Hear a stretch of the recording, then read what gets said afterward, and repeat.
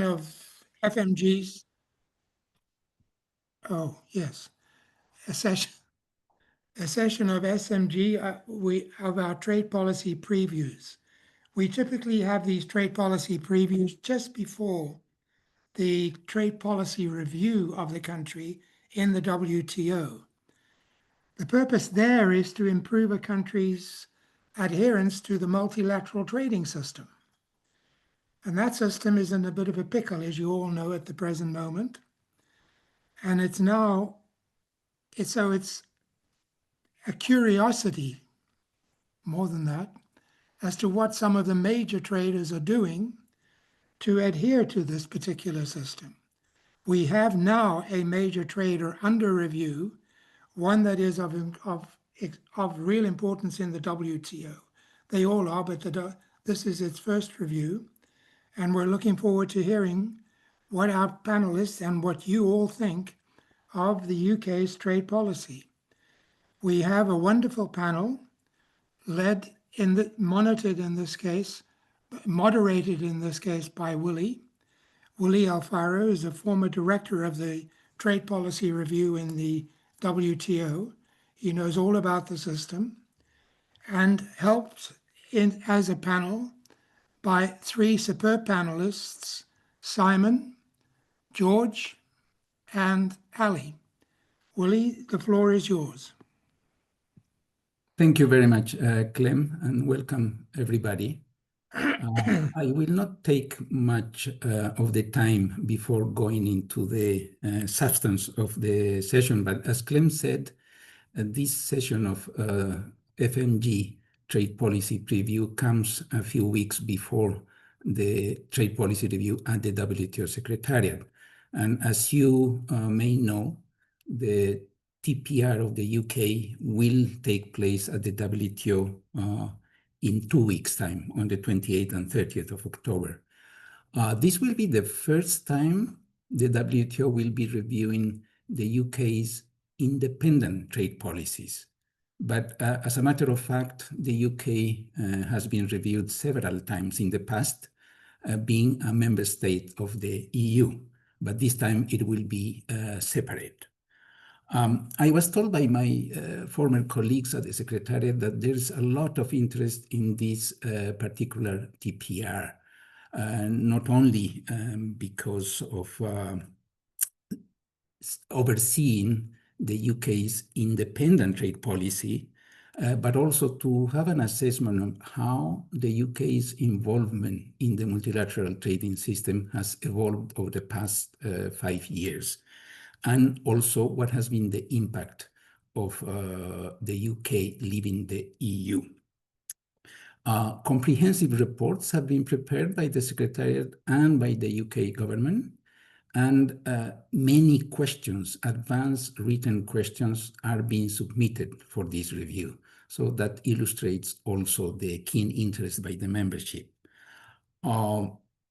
Now, that's for the WTO process. Now, turning to what we are doing here with FMG session, I believe that this session provides an excellent opportunity to start engaging on UK trade policies before the WTO meeting. The format and the content of the sessions are quite different. And what I really like about this session is that it is an excellent complement to the transparency exercise at the WTO because it allows a frank and honest exchange of views on the trade policies of the UK, which is, I would say, it's not limited by the WTO established procedures and by the well-known diplomatic statements at the WTO. So this is a very frank and interesting exchange. I believe that this will be a unique opportunity to dig into how the UK's own trade policy is performing after Brexit. We have all read about many changes in UK policies, especially the recent UK trade strategy. We've also heard about new RTAs. Some of them are considered continuity of all RTAs. Some are new ones. And also we have heard about the new deal with the US. It will be very interesting to discuss these and other aspects of UK's trade policies during our session. So with that short overview, I will now introduce the excellent speakers to our session today. First of all, Professor Simon Evenett. I'm sure that everybody knows Simon extremely well, but for those who don't, just to say that Simon is a well-respected and globally recognized academic expert in the analysis of international trade and trade policies. He has written many books and articles on these topics. He's currently Professor of Geopolitics and Strategy at IMD. You all know that he's the founder of the Global Trade Alert, which is well known around many of us, and was previously with the St. Gallen University. We also have Allie Renison. She's a director of advocacy at the global consultancy SEC Newgate in its UK arm. Allie spent several years in government, first on appointment by the permanent secretary to the Department of Business and Trade, and lately as direct policy advisor to the Secretary of State. She previously advised Britain's oldest business lobby group, the Institute of Directors, working closely with a range of cross-sector business and politicians across all parties during Brexit. She will bring to our discussions the business perspective of UK trade policy. George Riddell is the managing director of Goyder Ltd, a trade consultancy. He has led trade policy teams at several consulting firms, providing strategic guidance to corporates on impact of trade negotiations, supply chain resilience, and sustainability measures. His background includes representing the UK at the WTO, OECD, and the UN. He has recently written about the UK trade strategy and what does it mean for UK business. If I'm not mistaken, that was done in June 2025. So we will be eager to hear about that as well, George. So with that short introduction of the speakers, let's go into the substance of the session. And I will give the floor first to Simon for your excellent usual presentation. Simon, please. Thank you, Willy, and thank you everyone for joining. The UK TPR could not be better timed. It is a country that when you look into the aspects of its trade policy, it pretty much exemplifies every major trade policy issue that we are talking about in 2025, as you'll see in the slides that I present for you, and a few other issues that we typically do not speak too much about. So what I'm going to do is to raise some slides and share with you some information which I hope will provide context for our conversation. I hope you can see my slides now. If you cannot, please let me know. So let me begin by putting some facts on the table about the UK's trading experience. So on the left, we have a clip from a UK government website, which shows that over the past 10 years, UK exports have grown about 50%. UK prices have gone up about 30%. So we're talking about a 20% real expansion in UK exports.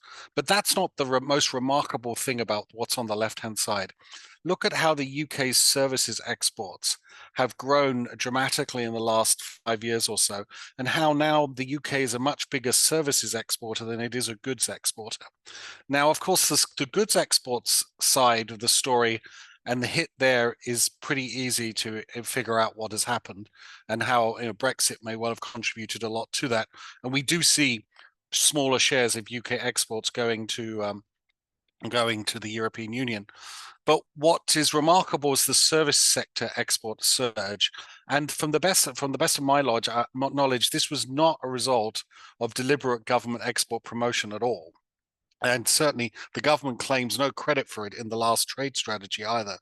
And so at a time when goods exports seem to be facing more and more barriers around the world or impediments, the fact that a the UK has managed to expand its goods services exports by over 200 billion pounds in a short period of time is a remarkable feat, and one thing which, if I was sitting in Geneva in these TPRs, I'd actually like to know from the British delegation what they thought was behind this. So that's one important fact to put on the table.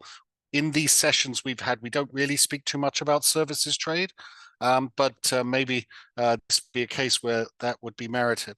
The second chart I have on the right-hand side here, again, comes from a British government document, and it shows you how concentrated the UK's exports are really in the in three destinations: the United States, the European Union, and China. And each of these three destinations has difficulties at this time, and the UK, and therefore has tapped into overseas markets, but in many ways has not really diversified its export destinations as much as it could. And so this is an area of vulnerability that we will see is important. And of course, the US-UK deal will be spoken about later. So just laying out here for you the growth in UK exports, as well as its concentration, I think are two important starting points in the discussion. When we step back and look at the more macroeconomic backdrop of the UK's trade and trade policy experience, it's important to note, as I have on the left-hand side here, essentially the stagnation in real earnings, that's inflation-adjusted earnings in the United Kingdom since the global financial crisis. We've just recovered from that that dip after the global financial crisis. And essentially what's happened this century is the UK real incomes have grown 0.8% per annum, yet UK exports have grown 2.4% per annum. So the UK can be added to the long list of countries that we've discussed in these sessions, industrialized countries in particular, which have lots of growth, but not much in terms of earnings payoff. And it may not therefore be too surprising that many British voters don't see the payoff of all of this openness that many of us would champion. The other point I would highlight on the right-hand side is the increasing fiscal difficulties the United Kingdom is in. And the UK is about to have a budget which is expected to result in further tax increases, which will reduce even further post-tax incomes. And so the sense that this British economic model is not working for British voters will be reinforced. And to the extent that globalization and openness is associated with that, is, I think, going to be a problem. And so this is the sort of macroeconomic backdrop to the export expansion that I've discussed. All of this is relevant because the UK government in June, as Willy said, issued a new trade strategy. The UK, of course, had a new government elected last year, and that new government has issued both an industrial policy and a trade strategy, and the industrial policy came first. I'll summarize that on the next slide. This is quite significant because you can detect from this current government quite an internal dissonance on trade. Whether or not openness is still a good thing. There's certainly a lot of conviction, at least there was with the last business secretary, that industrial policy was a very good thing. And the trade strategy opens up with a very short chapter turning around and basically saying industrial policy and SME strategy is very important, and then just leaves it at this. And then it goes on to what the trade stuff is all about. So you really get the sense that when it comes to prioritization, that the revival of British growth and British industry itself is far more important than the trade strategy I'm about to describe for you. Other features which came through in the trade strategy document, and which I think have been confirmed in discussions, is that the new government regards the old government as essentially having set up a large FTA negotiation machinery, and the new government doesn't see those FTAs as necessarily delivering gains fast enough or widely enough. And so instead, the new government appears to have broadened trade strategy to include a commitment to the WTO, a decision to join the MPIA, which is significant, emphasis, recognition on what they call the services superpower of exports, but not much in terms of new strategy there. What is definitely there is that the UK has a classic steel sector problem like many other countries, and it is upgrading its trade defense. In fact, it would be worth asking the hypothetical, but for the steel sector, would the UK have a trade defense system? Because I think this is an important driver of UK policy in this regard. The UK is upping its budget for trade finance, and it is also trying to improve its market access for developing countries. So the new trade strategy is broad-based. It is not just focused on RTAs and on re-establishing all the ties that were severed after Brexit. That was very much the objective of the last government. The new government has largely a more balanced approach, and they're also very interested in non-FTA type deals, especially in sectoral regulations and the like. Digital partnership agreements are an important part of what the UK government has been negotiating as well. So the strategy then, I think, has in some sense normalized compared to the rush for RTAs that we saw in the last government. As I indicated earlier, before the trade strategy came out, the industrial strategy was announced. And this, I think, got much more fanfare. And I suspect this is where the government's heart really lied. At least it did under before the ministerial reshuffle recently. The UK has identified 8 potential sectors it wishes to see advance. Some of them are service sectors. Some of them, most are manufacturing and associated with the next generation of technologies. And the range of support on offer is quite extensive. Electricity cost mitigation is important because the UK has ratcheted up energy prices in order to meet its climate commitments. And in addition to this, the UK has put on the table quite a lot of money for subsidies of different types. That's quite significant because in the Brexit deal, the UK adopted a light touch regulatory transparency regime for subsidies. And light touch is kind of a euphemism for perhaps not as transparent as it could be. But still, it's possible to track down what the UK has been doing in terms of subsidies, and they've been quite extensive.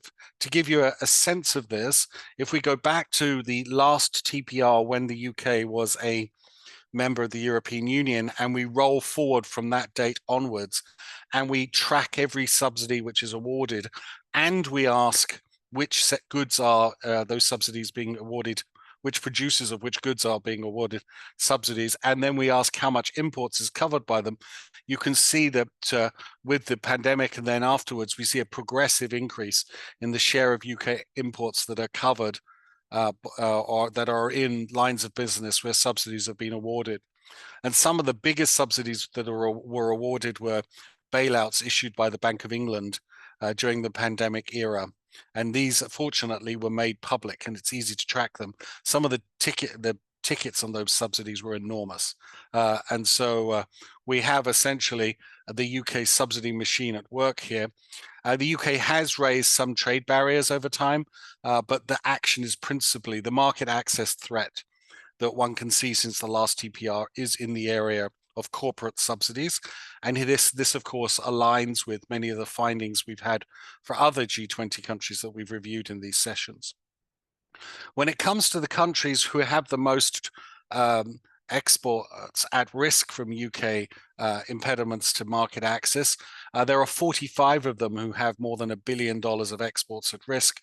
There are 12 of them with more than $10 billion of exports at risk, and they're listed here. And they are, of course, the UK's European partners, the United States, Russia, Japan, and China, with the United States, China, and Germany being the most exposed in terms of exports to the UK.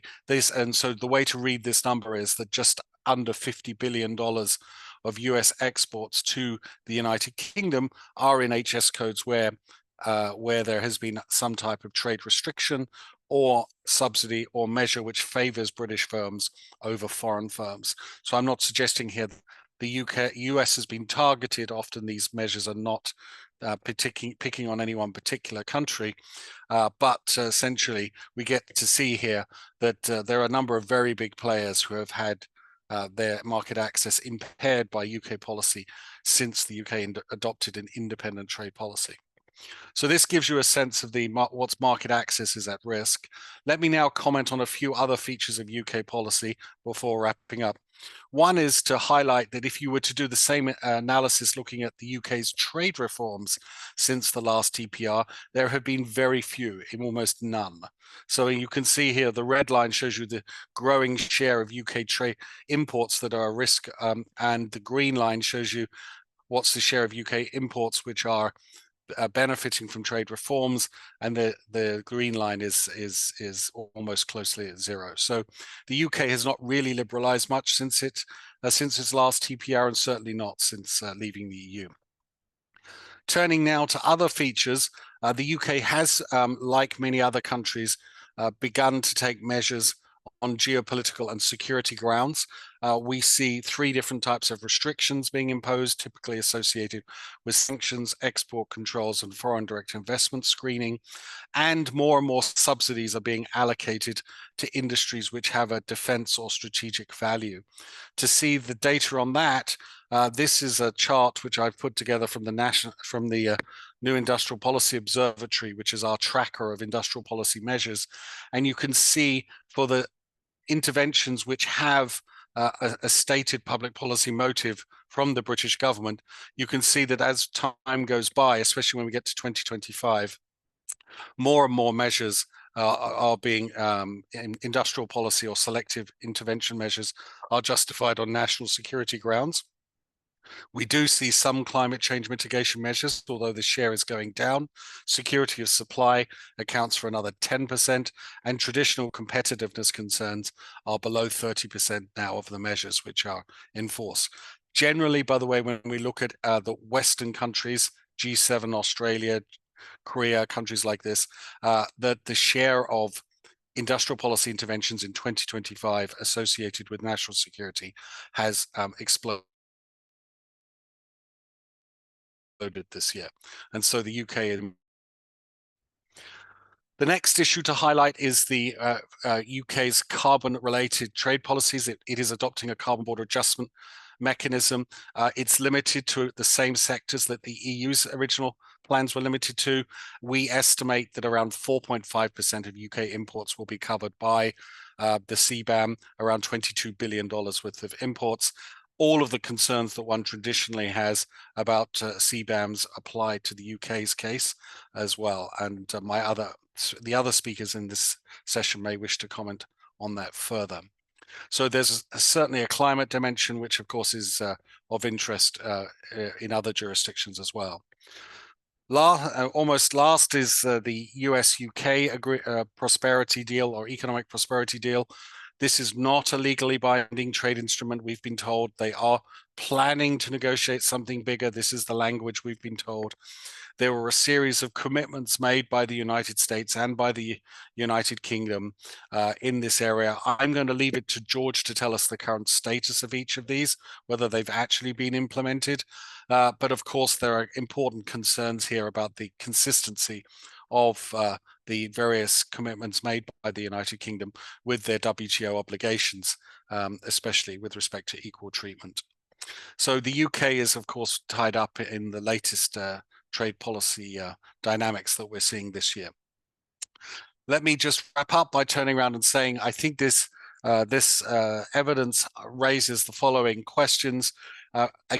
We have another country, an industrialized country, where strong trade growth has not translated into higher real wages, and it would be good to know why that is. And I think we should care about this because support for UK support for openness, at least from the public support for it, might well be at stake. We should unpack the strong growth of services exports and try and understand why that has been the case. And we also might want to ask whether the UK has actually taken advantage of globalization, or has its exports become too concentrated on two huge trading partners. Turning to the actual trade policy questions, I've already raised the matter of the economic prosperity deal and its WTO consistency. More generally, when we step back, when we look at this era of geopolitical rivalry, it's a little bit unclear what is the logic and evidence that guides the UK's approach to economic security and how it's pursuing its geopolitical and security goals. It would be useful to unpack that as well. The next point is, given the UK's very heavy reliance on corporate subsidies as part of its industrial policy? What do we know about how effective these policies are? What are their cross-border spillovers? And can alternative approaches do better? And lastly, I'm sure colleagues from developing countries would like to know what additional steps the UK could take to boost its trade ties with developing countries. So I hope, Willy, with this information, I've provided some background information that we can then build on in the discussion to this afternoon. Thank you. Thank you very much, Simon. Indeed, excellent presentation. It covered the full set of issues that participants may be interested in. And in particular, I like your last slide, where you suggest a couple of questions that maybe members would like to follow up at the TPR in the WTO. It's very interesting what you presented, and basically comes to say that the UK is predominantly a services economy. And you showed in your slides the growth of services exports, and I would imagine in particular probably is financial services. And what is interesting what you said, that this growth has come about without any government policy design or support.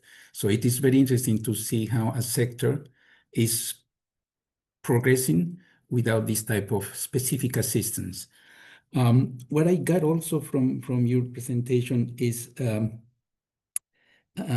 there were very few trade reforms after Brexit, and that the UK has not liberalized very much.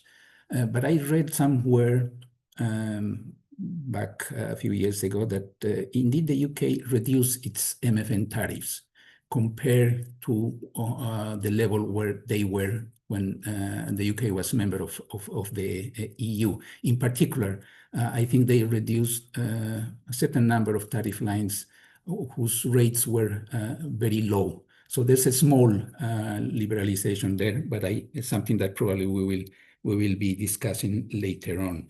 And I was also interested about your presentation of the UK trade strategy and industrial strategy. Broad-based, and somehow the trade strategy reflects that the UK is more interested on reviving productivity growth than trade per se. And probably that reflects another assessment that I've read somewhere, that one of the challenges of the UK currently is its persistent low productivity. Probably that's something that members may want to follow on. So now I will invite George to come and maybe he will explain a bit more about the trade strategy and the famous deal. George. Thanks, Willy, and as always, Simon, it's absolutely fascinating to hear the analysis.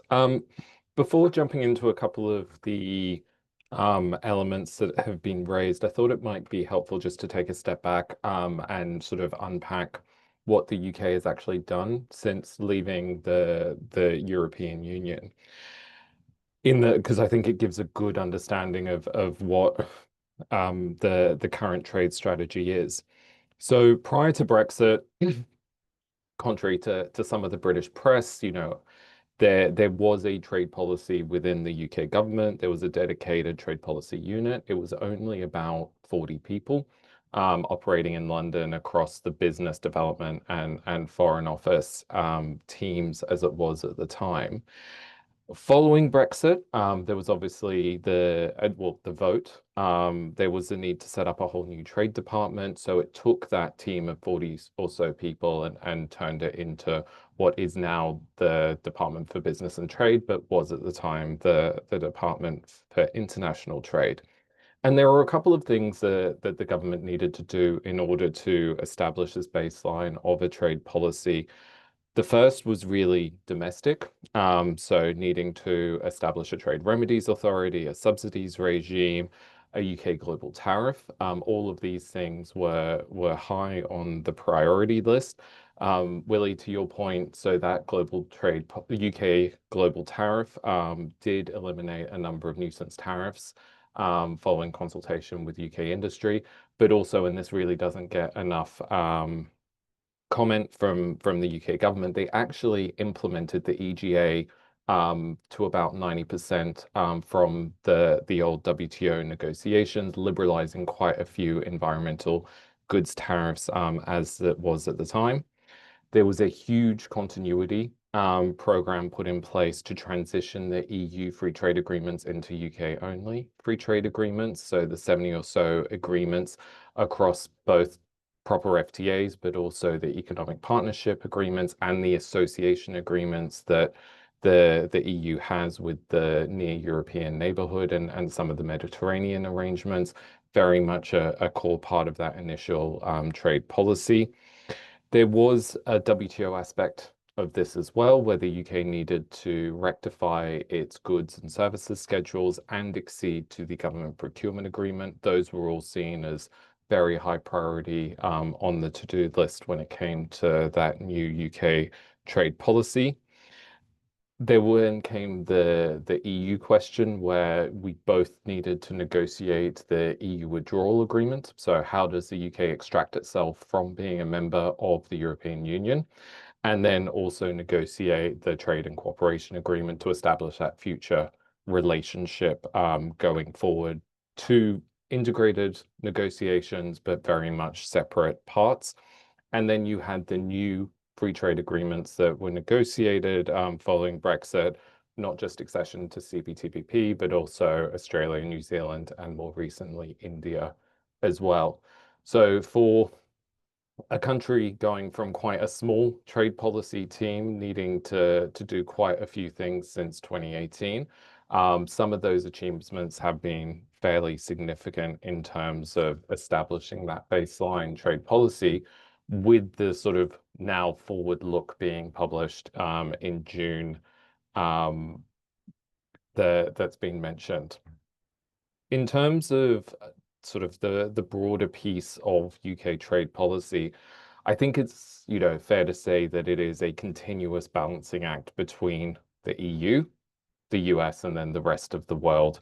That tension plays out in UK policy writ large at the moment, that, you know, wanting to do things differently, wanting to be more nimble, wanting to take advantage of no longer being part of the European Union, but recognizing that still a gravity of, and a, you know, significant portion of UK trade is with the EU, will always cause tensions around how the government seeks to formulate some of those decisions that it has to make. The other thing that hasn't been mentioned yet, but is absolutely crucial in a lot of these considerations, is Northern Ireland. The UK has, you know, a lot of UK trade policy decisions are determined by the fact that the UK does not want to introduce new trade barriers east-west going into Northern Ireland, while also maintaining the terms of the Good Friday Agreement with regards to north-south trade on the island of Ireland. This is actually something that is playing out in the CBAM discussions when it comes to the UK at the moment. One of the reasons why the UK is pursuing a carbon border adjustment mechanism outside of the potential risks of carbon leakage is to avoid having that east-west border between Great Britain and Northern Ireland. And it's also driving sort of the linkage discussions of the respective ETS systems at the moment between the EU and the UK. That broader EU relationship is one of sort of constant review, I would say, at the moment. So there's a 2026 review of the TCA coming up next year, whether both around the functionality of the agreement as it currently stands, but also where it could potentially be improved rather. The UK, I think, is a little bit more bullish on what improvements can be made than the EU at this point in time, but it remains to be seen around both sides, sort of where they come out on this. And then there's sort of separate negotiations around creating a sanitary and phytosanitary agreement and youth mobility as sort of the three main elements at the moment. We've spoken a little bit about UK services exports. This is something actually I was very involved in a previous incarnation when I was head of trade at Ernst & Young, the consultancy. We ran something called the Professional and Business Services Council. And actually, Willy, it's not financial services that are the main export at the moment. It's professional and business services. It is that sort of quite large non-financial services aspect, which UK has seen significant export growth over the past 5 years. In terms of government support of that, the trade strategy does make a couple of commitments around it. One is called the Ricardo Fund, which is this recognition that actually for professional services, a lot of the trade barriers aren't necessarily for governments to solve, rather they are regulator to regulator issues, whether you're talking in legal services, accountancy, architects. Governments actually don't have a lot of the institutional ability to tackle those barriers. So the UK government is looking to build regulator to regulator dialogues in order to overcome some of those professional qualification and other issues related with those. There's also sort of a strong push to boost environmental services exports as well at the moment, sort of in recognition of some of the broader environmental objectives of the UK government. When it comes to the UK and the WTO, specifically beyond the rectification of the goods and services schedules and then the government procurement agreement, I think colleagues have been very enthusiastic in taking up a more independent role outside of the EU member state aspect over the past couple of years. That's manifested itself in a couple of different ways, which I'm sure WTO members on the call will have views on. But one is in the plurilateral negotiations, so very active in the e-commerce agreement negotiations, as well as participating in several of the other initiatives. The UK has been chairing part of the TESTI dialogues, particularly around environmental goods and services market access. Very much, I know, from colleagues wanting to move from discussions to negotiations. Whether that happens or not, I know is an ongoing conversation. There's also quite strong positions that have been established around the e-commerce moratorium and some of the TRIPS discussions that were at play in the last ministerials. And in WTO reform, they recently hosted an off-site Walton Park conference where the WTO DG and others were present. That was sort of given a quick debrief at the General Council last week. They've also been chairing several WTO committees. So certainly not something, oh, we're just going to establish our position and walk away. It's also how do we get involved in the organization and putting quite a lot of resource into trying to make that happen. On the US-UK deal, happy to answer any questions. As Simon says, there's still quite a lot to continue working out, even in terms of what was agreed over the summer. Particularly the administration of the automotive TRQs is an ongoing issue, as well as negotiations on the steel and aluminium derivative quotas. That's a tension that the US and the UK governments continue to have, as well as sort of, are you actually going to agree something broader? Certainly, I know UK government colleagues are working actively on this and hope to have a more formal trade agreement in place in due course. I'm somewhat skeptical around that happening, but certainly there in terms of what those aspirations are. In terms of WTO consistency, and this is very much a personal view, could have been a lot worse.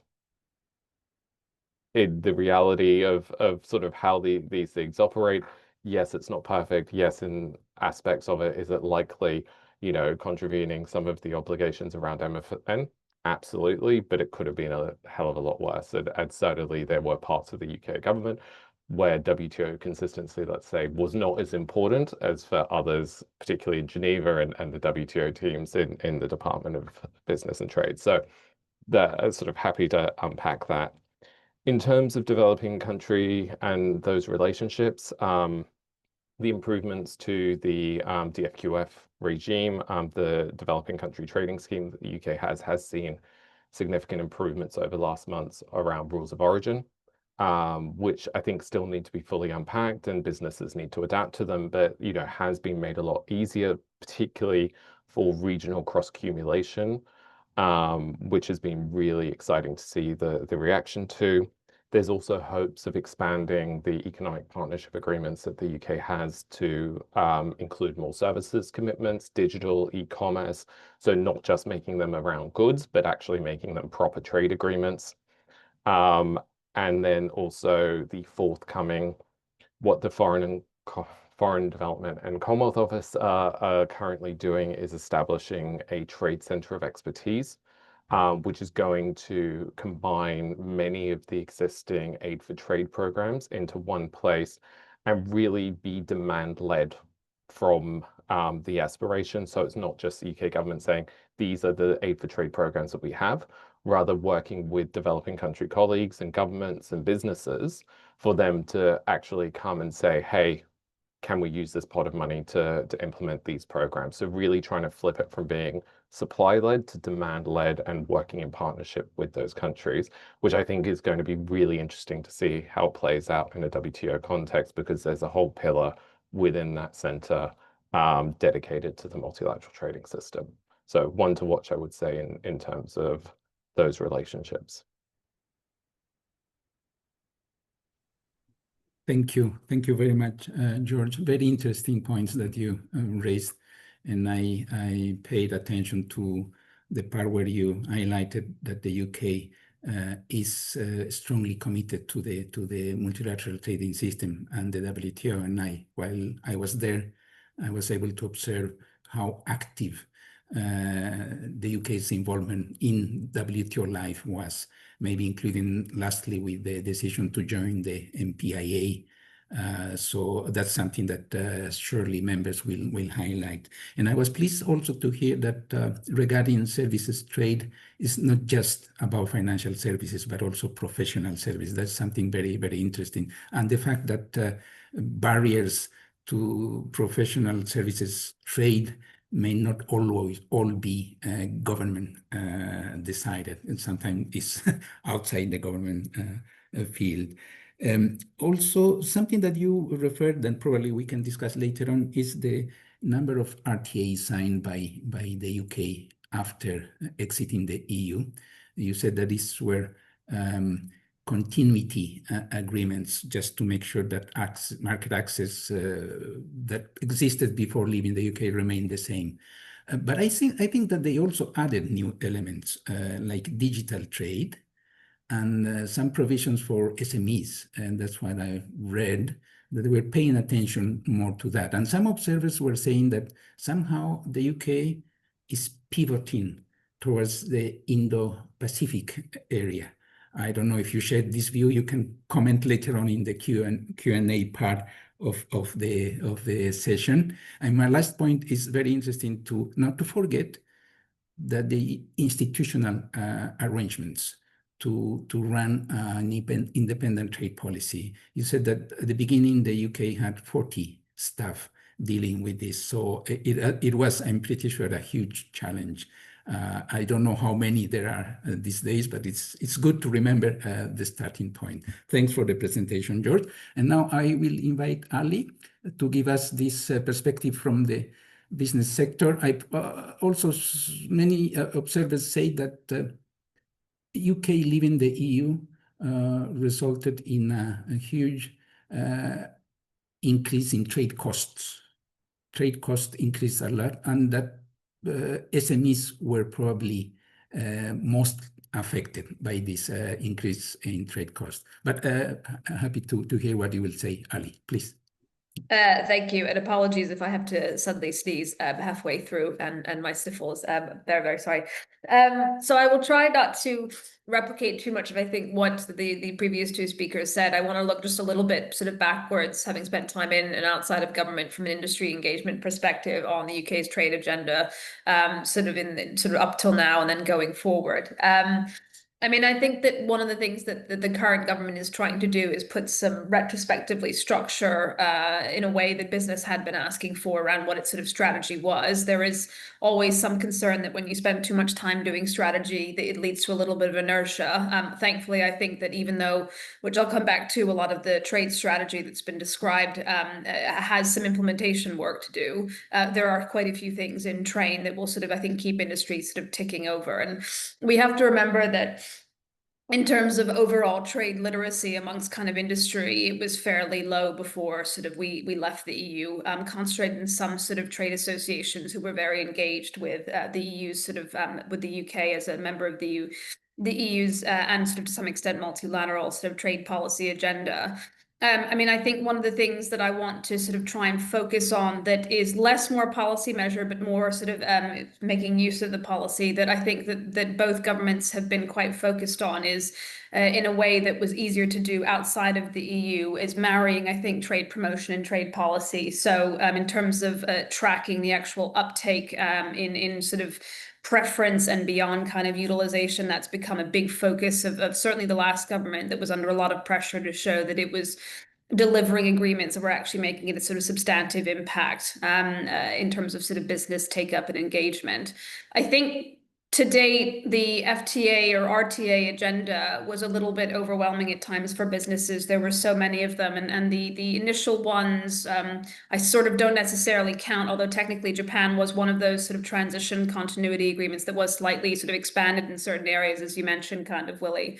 But sort of, I think the first two trade agreements that the UK prioritized after it left the EU, Australia and New Zealand, were I think perhaps done ostensibly more for sort of cultural ties rather than substantive kind of economic demand from industry. And I think that there was a commitment by the last government to cover, I think George will correct me if I'm wrong, but about sort of 90% of the UK's world trade under sort of RTAs.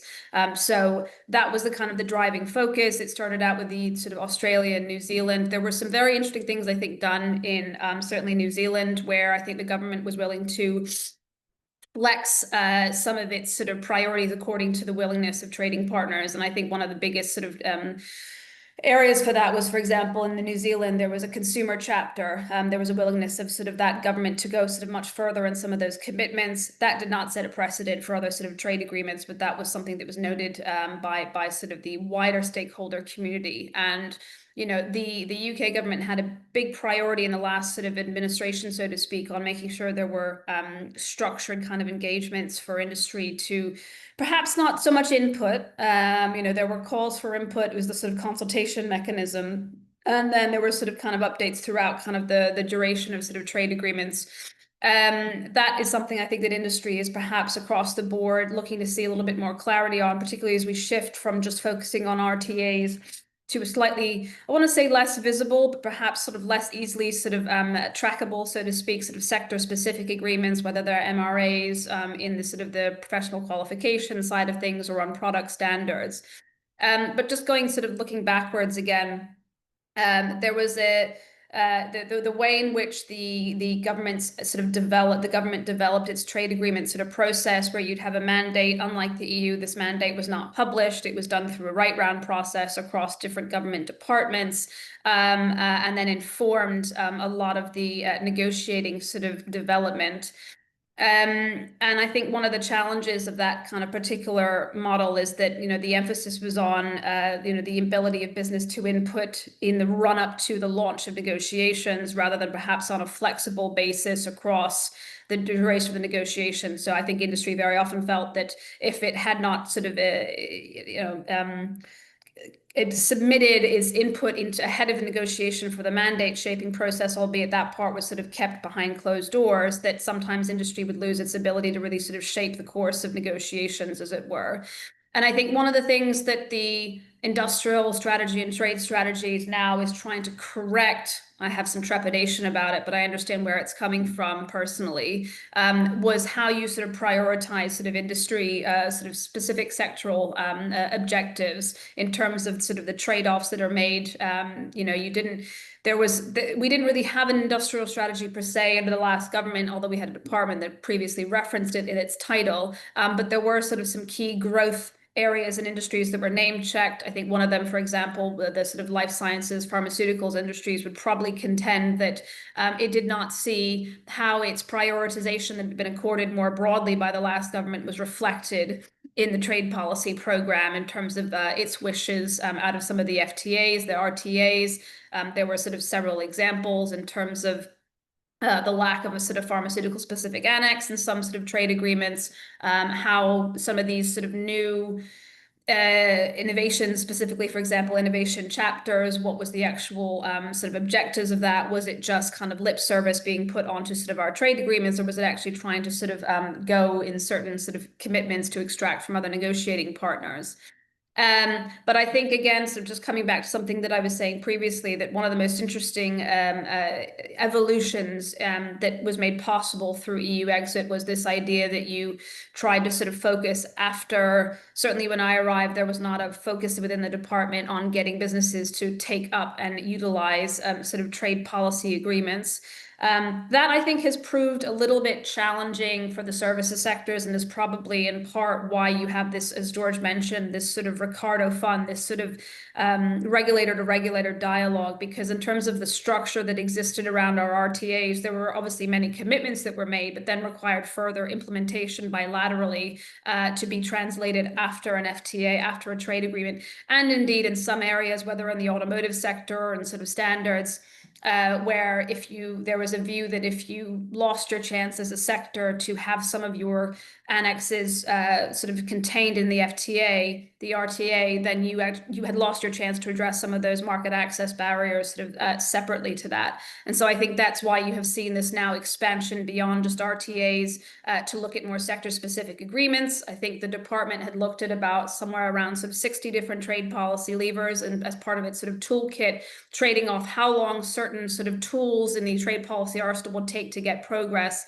against what the outcome would be. And I think that you know, again, one of the things that EU exit partially ushered in, but hasn't been fully leveraged, is this sort of increase in trade literacy, trade policy literacy amongst industry, amongst a wider sort of subset of industry. Obviously, EU exit was a negative change scenario for many businesses. They suddenly had to contend with what does the re-erection of a trade barrier look like in practice.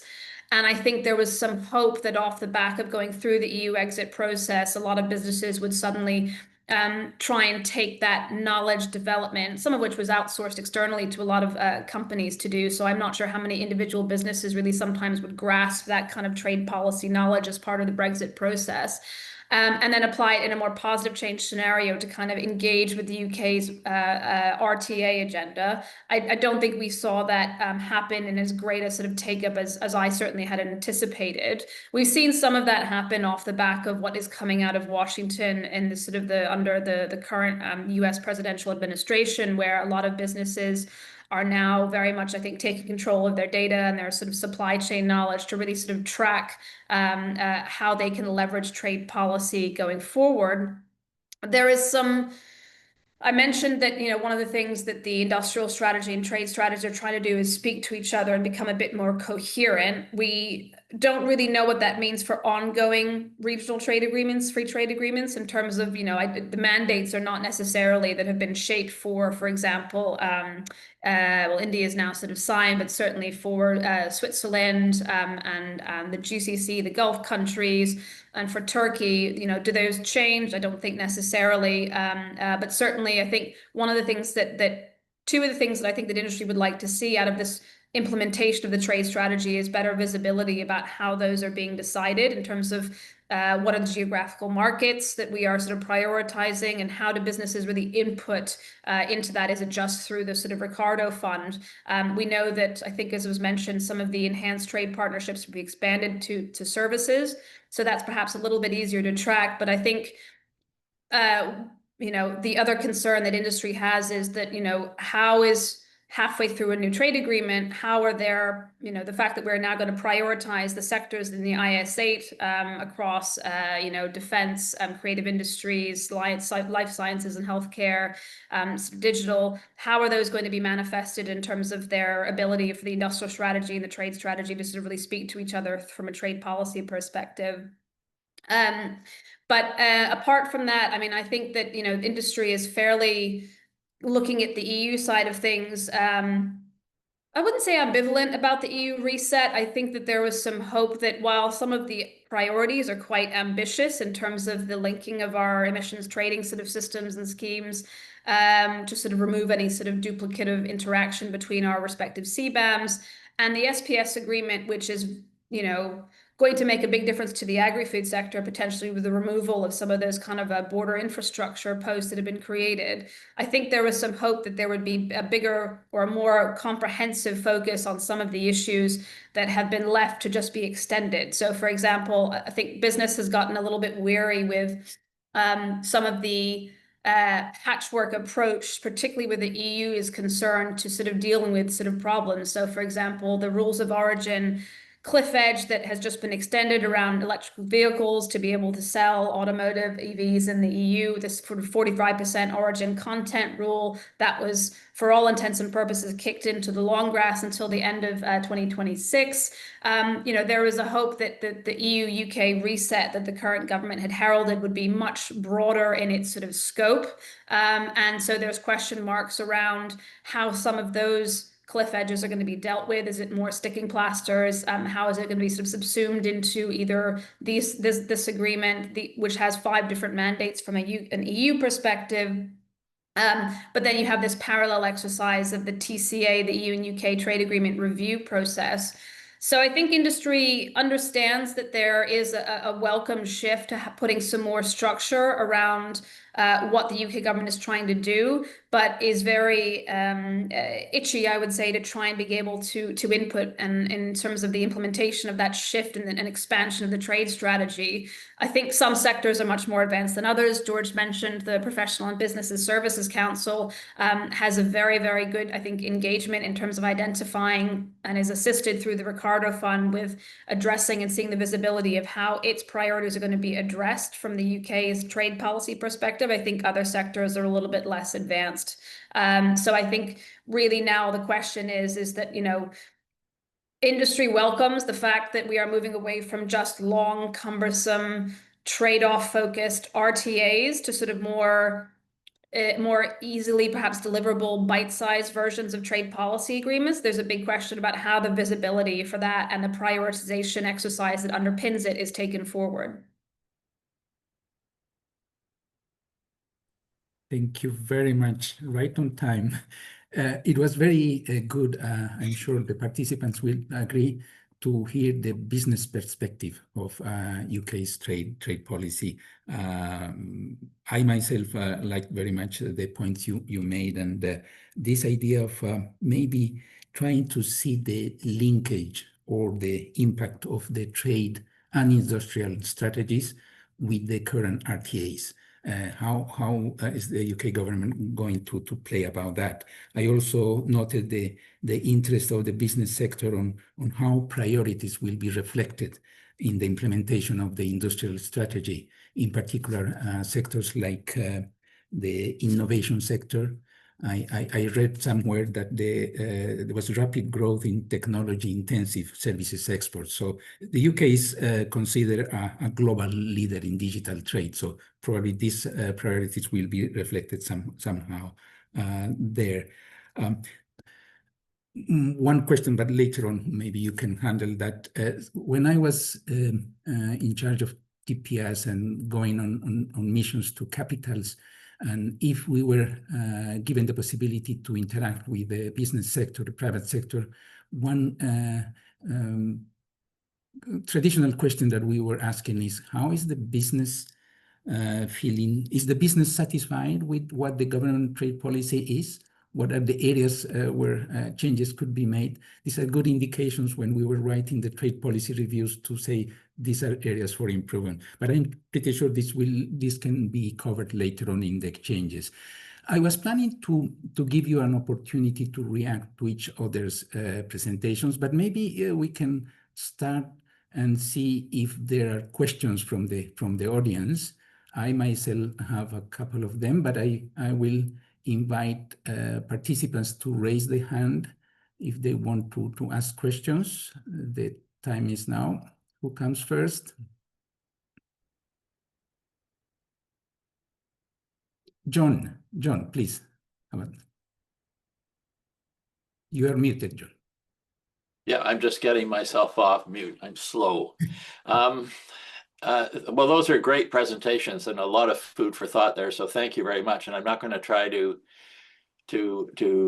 give any sort of comprehensive response. I would like to ask one question, and that relates to the UK joining the Trans-Pacific Partnership. And that has been mentioned, but not given much attention. I mean, it's one of the more sort of unusual things in a way. It's, you know, we thought it was a Trans-Pacific Partnership, and then we now have a major G7 country in Europe that's party to that. And if any comments that could be made on that, and whether that's significant in your mind would be useful. Thanks.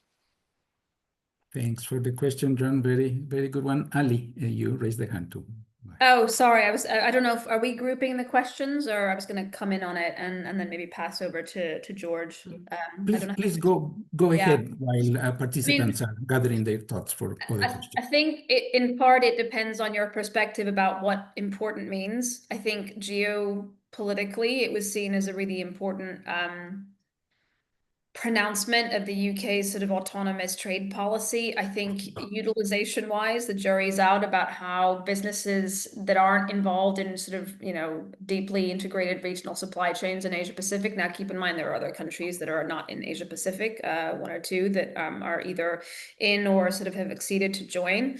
But in terms of, you know, and this is where I think the trade policy literacy amongst industry, you know, they're still just getting their heads around how to use existing kind of bilateral arrangements, and then what the difference is between whether and when they should use bilateral, for example, preferences that may be more generous that exist between the UK and certain countries like Australia and New Zealand versus perhaps less generous tariff preferences, but your ability to use the level of scale and sort of, you know, integrated kind of rules of origin. There was an interesting parallel that was drawn, I think, by someone around RCEP, who said that actually for some of the bilateral trading arrangements that existed between some RCEP countries, there were actually companies in, I think it might have been South Korea, who were actually making more use of the RCEP provisions than they were bilaterally. And so I just think in terms of understanding it, the importance of it, it was very much sold as a sort of a UK has arrived moment. But in terms of its ability for businesses to utilize it, I think we're still getting to grips with that. And I would say it's probably one of the lesser advanced agreements where in terms of guidance to businesses about how to use it. I know it's in train, but it's still something, you know, George, feel free to sort of disagree, honestly, but how industry can really leverage that, I think it's still a sort of an open question, although there is a lot of anticipation for it being now in force and the ratification having gone through. Thanks. Not a huge amount to add to what Ali said. I think just in terms of that realism aspect of it, the only real new market access that joining CPTPP provided for UK traders was with Malaysia and Brunei, where there weren't existing FTAs, and then some tariff lines with Vietnam. So you're not actually talking about suddenly a huge new market access opportunity by joining it, because there was already a lot of existing FTAs, Australia and New Zealand both being new, Japan being upgraded as a continuity FTA. So sort of some of those marginal gains definitely worthwhile, but weren't necessarily as big as some of the political pronouncements. I know, speaking to the government and UK businesses, one of the things that they are excited about are the future accessions to CPTPP, that as more countries join the agreement, that it will grow and the benefits will grow for UK traders. So it was seen as a getting in early opportunity. I think also for CPTPP members, it was a good way of demonstrating a high benchmark and threshold for accession, that, you know, there was going to need to be, you know, a great deal of scrutiny of your trading practices, that you need to be able to sign up to the sort of high standard of digital commitments that exist within the agreement. So I think there were sort of benefits on both sides. And I know Japan, who led the accession of the UK, was very keen on making it happen from their perspective. Yeah, the only other thing I would add is that what the trade strategy, the UK government's trade strategy says about CPTPP obviously makes reference to the accessions, but also the scope and the potential for sort of shaping any future updates to the agreement, either and adherence to some of the rules in terms of the implementation of some of those arrangements. And I think there is industry interest in that for certainly, but yes, as George says, the sort of the new market access is not sort of instantly transformational, so to speak. And I think one of the things that the trade strategy reflects is, in a little bit more explicit detail, is that the UK is leveraging its trade policy, perhaps less for sort of big bang economic transformation in a way that previous, I think, RTAs perhaps been communicated in that sort of fashion post-Brexit, but that they are trying to make meaningful adjustments rather than overselling the benefits, which became an issue in its own sort of right under the last administration. Thanks, George and Ali. Somebody else with questions raising the hand? If not, while you're thinking, I may have one question to Simon. Simon, you presented some elements of the trade strategy. Would it be correct to characterize that the trade strategy and the recent trade strategy of the UK prioritizes national security over trade policy? Is that assessment correct one, or what are your views? I'm not sure that you could fairly say that one was put over the other, ranked higher than the other. But you certainly get this, and it certainly comes through very clearly that the UK's thinking about its trade policy in a world where bad things happen. Let's just put it that way. And so I think that's used to justify taking a series of security-related exceptions and restrictions, which I mentioned earlier. But it's, but you know, I think the UK, I suspect, finds itself in the position of many countries which are minded to support openness in the trading system, but yet at the same time have been through the weaponization of supply chains and the like, which we've seen in the last 5 or 7 years. And so it's a bit hard to make the case, I suspect, in London that everything's hunky-dory and we just should sit back and relax, and that one has to say, look, you know, the world has moved on. And yet at the same time, there's a clear, you know, you get the sense that there is an appreciation of the trade-offs involved.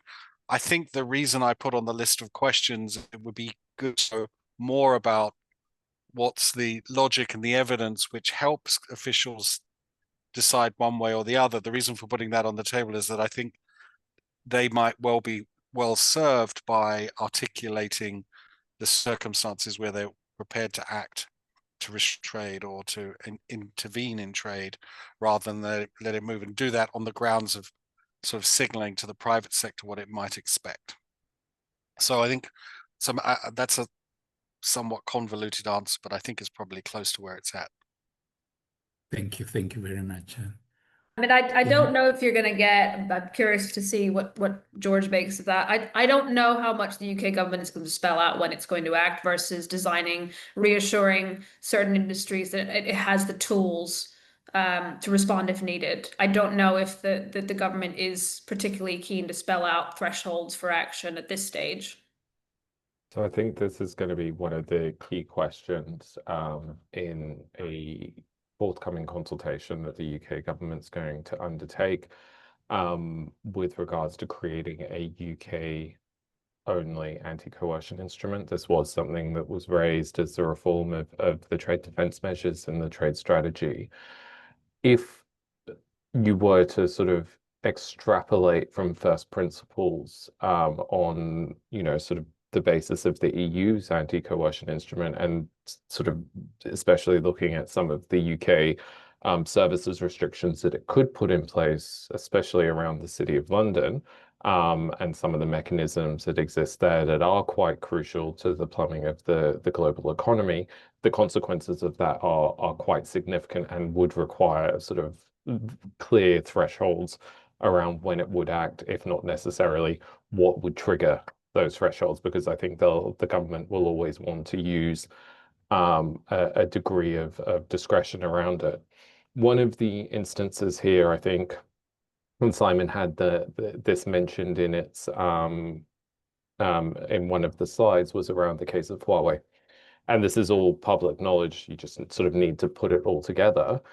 The UK government's original position and the position of the Foreign Office and some of the intelligence services was actually to let Huawei into the network, but on the condition that there was essentially a warehouse set up where the government could inspect all of the key components coming in. That was the UK position, but under sort of pressure from the US and some others, it was instead decided to restrict their access to the market. So I think that discussion around trust but verify versus banning is going to be a continual challenge for the government, particularly as we move forward in a more volatile environment. Great, thank you. There's one question from Alejandro. I don't know if you want to say it, Alejandro, or I can read it for you. Okay, I'll read. So Alejandro is asking that one fear of Brexit was that the UK financial services would suffer as firms moved to the continent. Did this happen? So maybe if I take this first, because as well as EY, we did a continuous tracker of jobs leaving the City of London from the financial services industry as a result of Brexit, and still available online, although sort of the regular updates now have stopped. What we saw at the time was actually really interesting response from the bankers, in that none of them wanted to move to Paris because it was too difficult, and Frankfurt is boring, whereas they actually quite like living in London. And this was a genuine thing where banks could not actually get their staff that they needed to move to the EU because they fundamentally didn't want to. And what we actually saw was more jobs moving to New York and Singapore from the UK, being a slightly less attractive market than they were moving to the continent. So I think the narrative around moving to the EU was underplayed. I think that was also supported by the lack of movement in the EU on some of the capital market union discussions. I mean, there's been consistent waivers where the EU's tried to onshore, whether it's clearinghouses or other mechanisms, but they haven't been able to because there isn't the infrastructure in the EU, nor sort of the fundamentals, as it were, regulatory wise, in order to attract those functions. You still have a huge amount of booking the trade in Europe, but the traders themselves still being in the UK. Sorry, Simon, I saw you came off mute. Yeah, I know. I want to agree, and I mean there are a number of very disobliging things said about Frankfurt, but there's a slightly more serious point here, which is that if you're going to hire really high quality people and get their families to move, you need all the amenities. And having a couple of just 2 high quality private schools in Frankfurt, which just wasn't enough, a restaurant scene that's a disaster. Now, this may all seem rather sort of trite to a trade policy audience, but there's more to life than market access. And I think that's what we learned from this episode. Yeah, I think, I mean, one of the things that in a previous guise before going to government, when I was at one of our sort of cross-sector, business lobby groups, the Institute of Directors that we did was we wanted to interrogate the data about kind of who and why, how businesses were, the sort of relocation question. And one of the things that we found was it was very much an and rather than an or, so that certain businesses were expanding and sometimes it was very sort of minimal kind of staff. Entire functions were not being completely transferred. They were being expanded into, I think one of the most obvious ones was Lloyd's of London, the insurance sort of firm, sort of the giant. I mean, they relocated their headquarters to Brussels, but it was not very much a sort of that was to reflect the particular type of regulation coming out of the regulators. And I think in terms of the wider piece, it's interesting to look at how the UK and the EU are interacting focusing on financial services at the moment. There's a regulatory dialogue that exists that sort of duplicates what the EU and the US had between the sort of Treasury and the Bank of England, and also their counterparts, the sort of the ESA system as well. I think there was some hope that perhaps that would be a little bit more structured. If you look at the current government, the Labour Party's commitment, it talked about in its financial services document creating a more stable framework for relations in areas like sort of clearinghouses. I don't think we've seen any of that sort of to date, but as Simon says, I think that's where the questions about what does regulatory cooperation look like, how is it structured? We do have, you know, these trade specialized committees that exist under the guise of the TCA. I think there is some hope that under the current government, those will be really kind of reinvigorated going forward, because in terms of the things that those sort of TSCs do is they talk about certain barriers in their, you know, in their respective areas, whether it's on customs and rules of origin or services investment and digital trade, but the actual ability of those forums to really address, and that's about the sort of functioning, obviously, of the TCA. The TCA cannot, and the review of the TCA that's supposed to take place from starting next year is meant to be, depending on your interpretation, sort of stock-taking exercise, review of how it's functioning. But there are implementation issues that I think the UK would like to bring up, particularly in terms of consistent implementation of obviously an FTA as opposed to internal market and a customs union is a little bit harder to ensure rigorous, consistent implementation of across all 27. Okay, good. We have another question in the chat. That's from Mark Collin. Question is short. I don't know if the answer can be short and direct. What is the UK trade strategy vis-a-vis China? Yeah. I don't know if there's an easy answer, Simon. I'll start. I mean, the word which is used somewhat in that strategy document about the relationship between the UK and China is unique. And then it goes on in classic British civil service terms to describe a situation without describing really what they would do about it. So I think it would be fair to say that the government's keeping its options open. It's clearly a moving target, as we can see that, you know, there's pressure on the UK and other trading partners to thin their commercial ties with China. And so I suspect this is one to watch, and that the strategy itself doesn't particularly provide much guidance. It's more an option preservation exercise. I think Allie wants to come in. I mean, there was an audit of wider UK-China relations done. I think it was led by principally, obviously, the Department of Business and Trade fed in, but I think it was sort of a Foreign Office exercise, and it ended up being a little bit more of a sort of damp squib in terms of sort of identifying policy change. One of the, two things to look out for. One is how the UK might unilaterally, on both counts, unilaterally mirror in some of its trade and economic security provisions things that have an impact on markets like China. So, for example, it's currently informally consulting on the reforms that are equivalent to the de minimis range that the US has in the low value imports regime.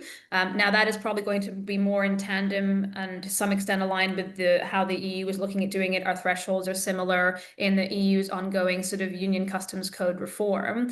But also, and that is creating quite a lot of consternation within the logistics industry, because you had about 80% of global parcel force services sort of suspended some forms of sort of shipments with certain parcels. And that is a bit of a tension between the e-commerce world and the sort of the high street retailers.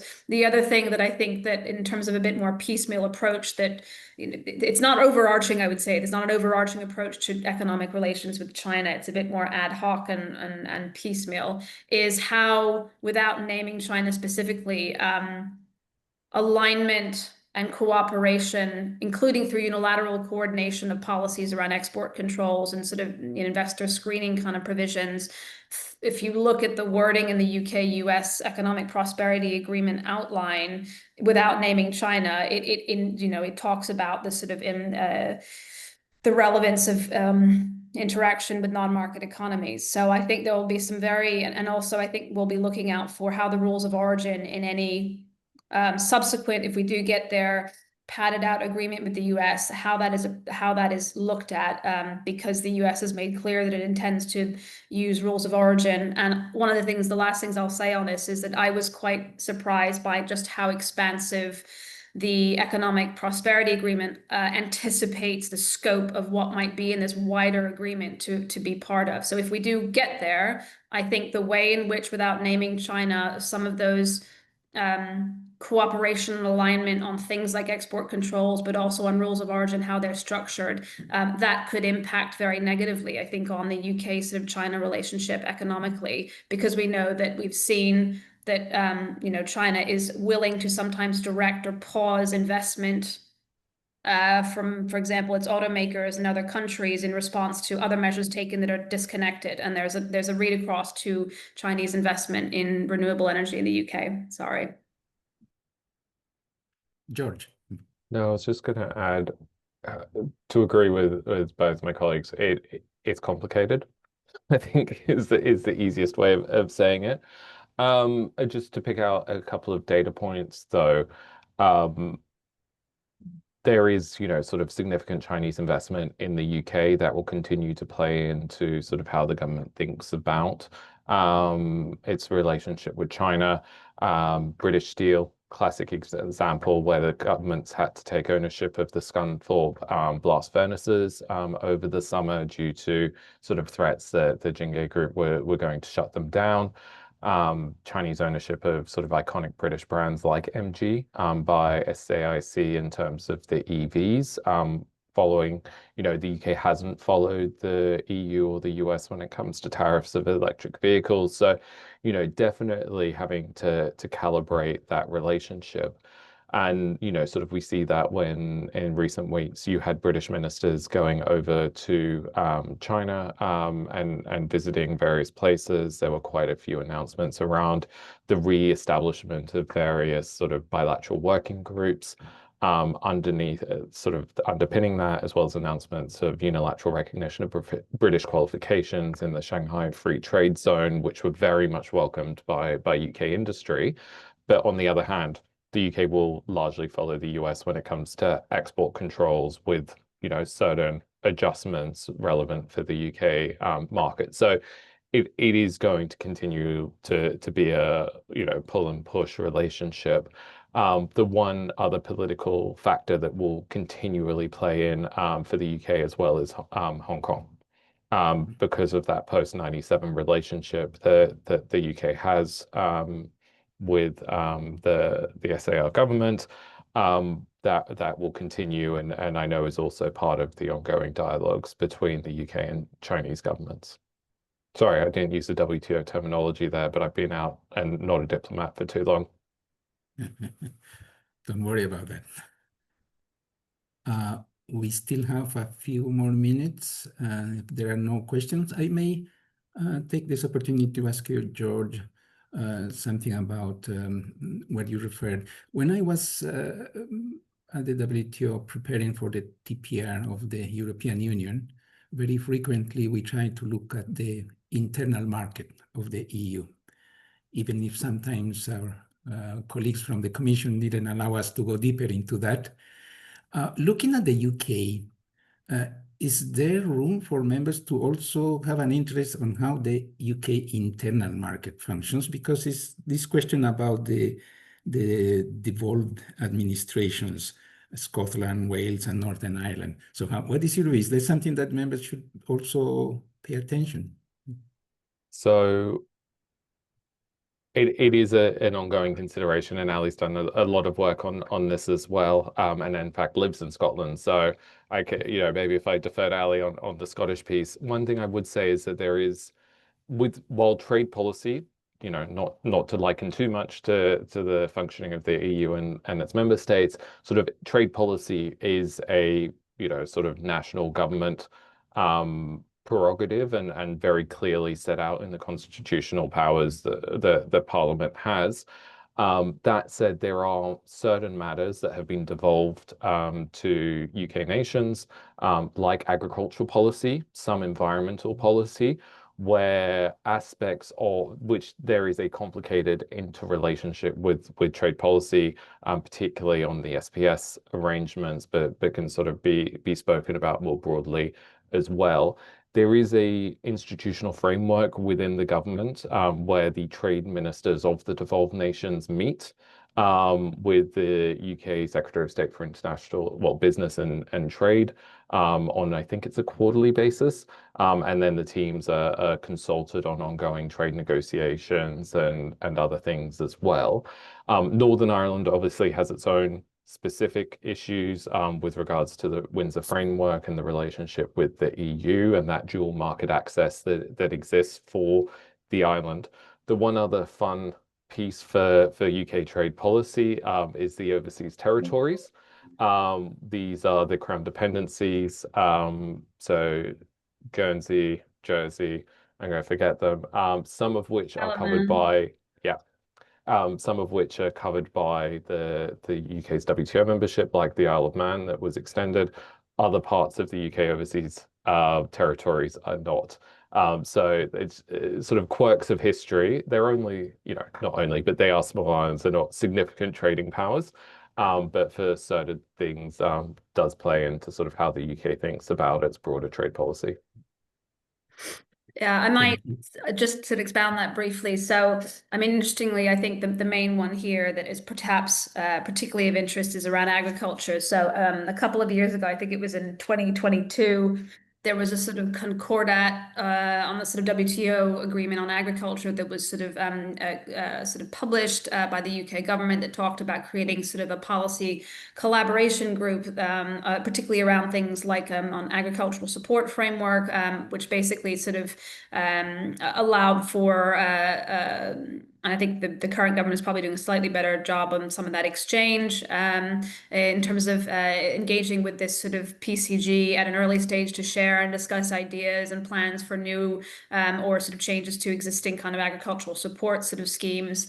There was also, we created a UK Internal Market Act in conjunction with sort of Brexit that basically significantly, even with the sort of establishment of new or devolution back from the EU to devolved administrations of certain areas around, for example, agricultural policy support, kind of made provisions to say that there were certain things that could not be overridden, that would ensure the sort of continued ability of sort of products to, I don't think they use the term free circulation, but to circulate on the internal market, even if certain changes were sort of taken. The Scottish government is certainly committed itself to kind of not aligning to, because it can't really in certain areas, but sort of closely trying to engage with the development of the UK internal market legislation. I think some of that is now perhaps a little bit less of an issue, because of the UK government's priorities around kind of SPS alignment. But also there is a commitment to sort of within the trade strategy to sort of follow, engage with sort of the EU legislative program in terms of the ability to track divergence was, I think, not something that the UK government did sort of fully as an institutional kind of framework. So there was a commitment to stakeholders to try and engage with more of that. But also there was a consultation that was done. It's the last thing I'll say, earlier this year, that was a sort of on sort of certain parts of the UK Internal Market Act, and the government basically has reconfirmed the government's commitment to reposition these sort of sector-specific common frameworks, intergovernmental agreements, coordinating policy in devolved areas that were previously governed by EU law to sort of manage future policy divergence in devolved areas affecting intra-UK trade. And the one example I will give that has become a little bit of a flashpoint in that has been around the sort of development of what some might call GM Light, which is sort of the England and Wales, because they do their in certain areas sort of a lot of their agricultural regulation together, has committed to doing genetic sort of plant breeding variety legislation, which basically allows, not in the animal organisms yet, but for sort of gene editing with sort of plants and crops. That's still an ongoing issue, which may actually rear its head in terms of the SPS alignment of the UK-EU reset. But Scotland, Wales, and certainly Northern Ireland can, because it's aligned to the EU sort of rulebook in this space, have not pressed ahead with that. And there were some concerns about how ensuring that there was no sort of trade barrier enacted that might make it more difficult for certain products. I think we're still some years away from that because we don't even have the secondary legislation fully that authorizes that for England and Wales. But that has become a bit of a flashpoint in how the Internal Market Act, how much it will stand up to sort of differences in legislation in certain areas of sort of devolved competence. Thank you very much, Ali. We lost Simon. He apologized because he had to leave sharp. So with this, we are finished, and I give back the floor to Clem, please. You are muted, Clem.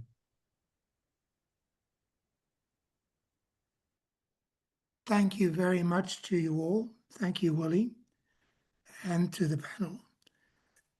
We have Mia with us, who chairs the FMG. Would you like to say a few words, Mia, before we close? Mia, now you are muted.